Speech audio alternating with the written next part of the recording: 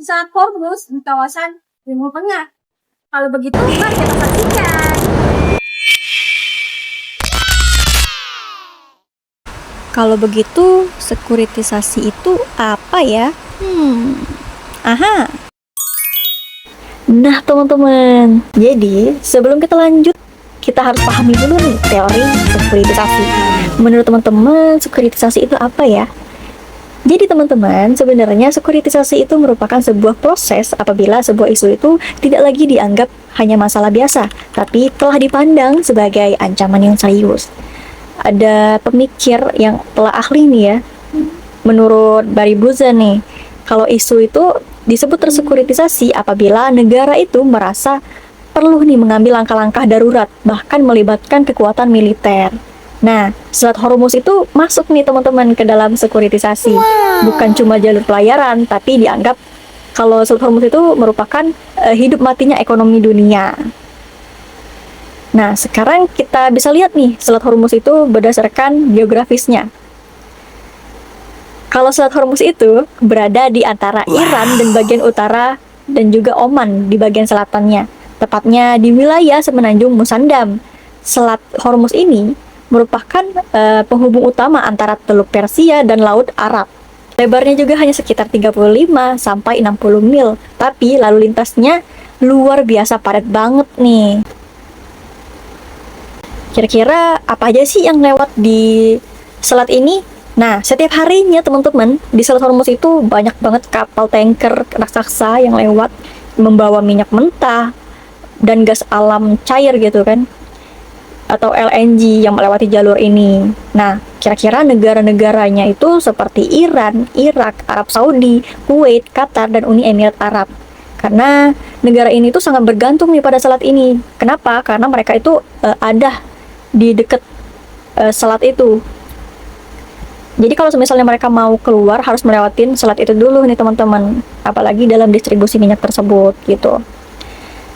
Nah, seperti yang kita ketahui ya teman-teman, Timur Tengah itu merupakan pusat cadangan energi dunia yang sangat besar banget, terutama dalam gas dan minyaknya ya. Seperti Qatar yang unggul di gas alamnya gitu kan, dan Arab Saudi dan Iran juga itu sebagai produsen minyak utama. Nah, sementara di negara Teluk ini juga negara di dekat Teluk atau di luar Teluk gitu, mereka tuh menggantungkan ekonominya pada ekspor energi seperti Korea Selatan, Cina, dan sebagainya nih. Nah, masalahnya hampir semua jalur ekspor itu harus ngelewatin Selat Hormuz tersebut, sehingga ya ujung-ujungnya harus lewat sih di situ. Nah, kalau misalnya ada gangguan kecil di Selat Hormuz itu, misalnya seperti penghalangan kapal gitu atau yang bisa menutupin selat itu, harga energi global itu bisa aja melonjak menjadi tinggi karena sulit untuk lewat. Sekarang kita masuk nih. Sebenarnya Iran itu lebih dikenal seperti pemilik dari Selat Hormuz tersebut ya teman-teman. Sebenarnya emang benar Iran itu berada di tepat di sisi utara Selat Hormuz, apalagi dengan wilayah yang lumayan luas ya. Terus Iran juga memiliki pangkalan militer, terus pulau-pulau strategis yang kemampuannya itu bisa mengganggu nih lalu lintas kapal kalau misalnya mereka terancam. Nah, Iran itu biasanya mengancam lewat selat itu dengan menutupnya misalnya. Nah, Selat Hormuz ini tuh digunakan Iran sebagai alat tekanan politik, terutama apabila pernah nih disanksi oleh Amerika. Nah, si Iran itu mulai mencoba menutup selat ini. Meskipun selat ini tuh nggak menutup total, tapi dunia menjadi ketar-ketir nih karena tentu minyak bumi pasti akan harganya melonjak banget karena ketersediaan yang menipis apabila ditutup. Nah teman-teman, sebenarnya Selat Hormuz ini milik siapa ya? Nah, dalam hukum laut internasional, Selat Hormuz ini sebenarnya dikategorikan sebagai selat internasional berdasarkan UNCLOS, khususnya di pasal 38 dan 44, bahwa pasal ini tuh